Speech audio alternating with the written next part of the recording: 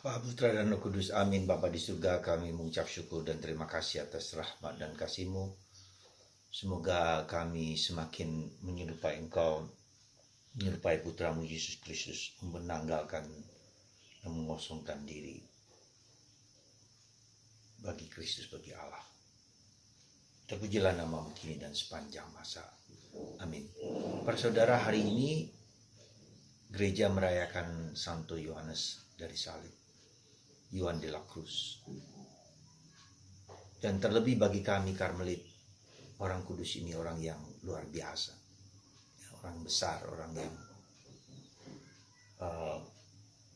dipakai Tuhan untuk menyelami dan memasuki hati kita, hidup rohani, persatuan dengan Allah.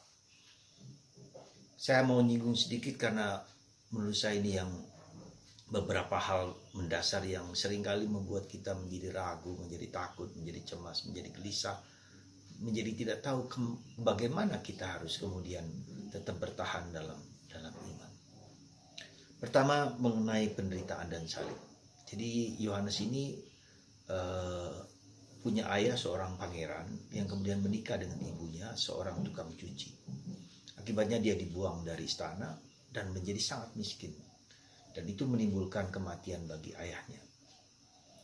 Tetapi bukan hanya begitu, mereka berjuang dengan ibu dan satu kakaknya, ya, menghidupi diri mereka sendiri. Dan kemudian Yohanes magang di suatu sekolah yang dibiayai oleh para Yesuit. Dan kemudian dia akhirnya memasuki Karmel. Jadi sejak kecil dia sudah banyak menderita. Kemudian ketika dia masuk Karmel pun, dalam perjalanan hidupnya dia juga mengalami kesulitan-kesulitan karena dia seorang yang sangat serius menghayati hidup panggilannya, dan dia terpesona dengan Bunda Maria. Karena itulah maka dia masuk Karmel. Lalu di dalam Karmel pun dia mulai mengadakan pembaruan hidup. Ya, jadi kita bisa dibayangkan ya, pada abad ke-16. Jadi Karmel abad ke-13. Jadi udah 3 abad mereka bertumbuh dan berkembang, tetapi juga banyak sekali kelemahan-kelemahan dalam perjalanan waktu. Dan itu merupakan sesuatu yang harus kita sadari dan kita akui. Nah, disitulah Yohanes mengadakan pembaharuan Ordo Karmel bersama Santa Teresa dari Avila. Dan pembaharuan mereka bukanlah yang gampang. Setiap pembaharuan pasti mempunyai tantangan, mempunyai kesulitan yang tidak sederhana. Maka dia juga dipenjarakan. Zaman dulu ketika di Arabia itu ada tempat penjara bagi mereka-mereka yang nakal, orang yang berdosa, dan seterusnya. Dan dia selama 9 bulan di penjara itu. Dalam penjara inilah maka dia mengalami kesulitan yang besar. Ya, bisa dibayangkan lah penjara yang sendirian, nggak ada lampu, nggak ada listrik. Ya, jadi disitulah dalam mengalami malam gelap, ya, mengalami kesulitan, mengalami salib, yang kemudian pengalaman batin itulah yang membuat dia menulis buku-buku yang luar biasa indahnya. The Dark, malam gelap, Mada Rohani, ya, Spiritual Canticles. Nah, disitulah kita melihat buah-buah dari pengalaman batinnya itulah. Maka dia menulis bahwa pengalaman batin itu merupakan sesuatu syarat yang harus dialami sendiri supaya kita mengerti iman itu seperti apa. Salah satu hal yang dia mengalami, iman itu juga seperti cahaya kecil di tengah kegelapan. Ya. Nah, jadi seperti itu. Jadi ketika nyala api kecil itu lalu dia di tengah kegelapan itu memancarkan. Ya. Jadi terang iman itu memancar. Ya.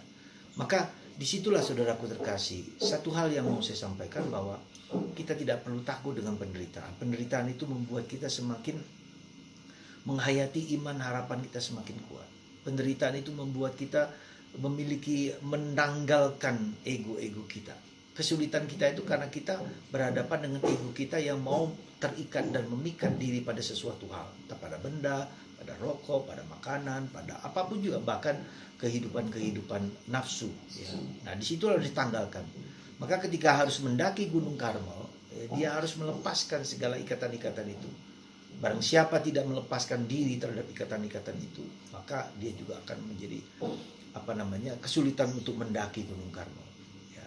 Maka para saudaraku terkasih, mari kita juga belajar melepas bebas terhadap apa yang menjadi adiktif, Problem kita pada zaman ini adalah adiktif terhadap HP, adiktif terhadap keinginan-keinginan dan nafsu. Jadi adiktif itu adalah musuh kita yang menurut saya cukup berat untuk dilepaskan, karena kita cenderung untuk mengikatkan diri pada sesuatu, bukan kepada Allah. Bahkan Yohanes dari Salib mengatakan justru pengalaman iman itu juga bisa menjadi adiktif, karena itu tetap bukan Allah, tetap harus belajar melepaskan, letting go.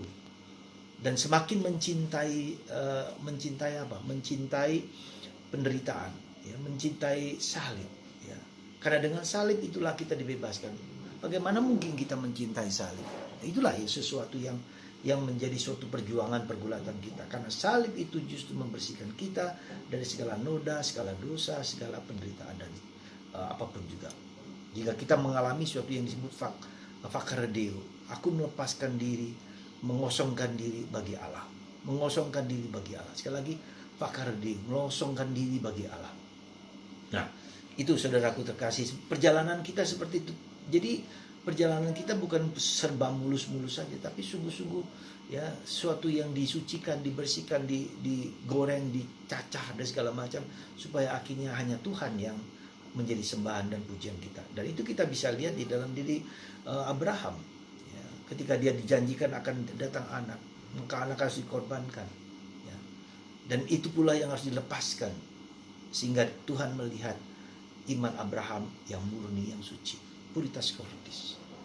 Semoga Anda dan saya di masa Advent ini belajar melepaskan segala ikatan-ikatan apapun juga yang masih membelenggu kita. Semoga Tuhan mencerahkan pikiran kita, mencerahkan hati kita, mencerahkan hidup kita untuk hanya berjuang bagi Kristus. Berkat Tuhan atas Anda semua. Dalam nama Bapa, Putra, dan Roh Kudus.